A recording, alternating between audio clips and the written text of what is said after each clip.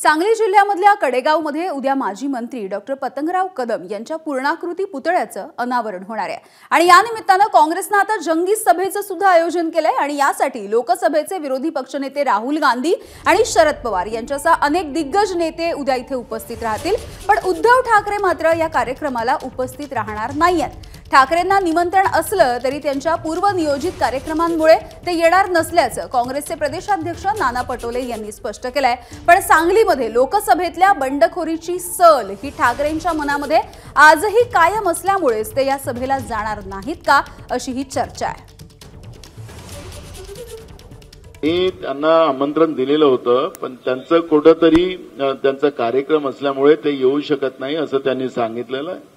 स्वतः विश्वजित कदम पण त्यांना भेटलेत, पण मी पण स्वतः त्यांना भेटलो। पवार साहेब येतात कार्यक्रमात।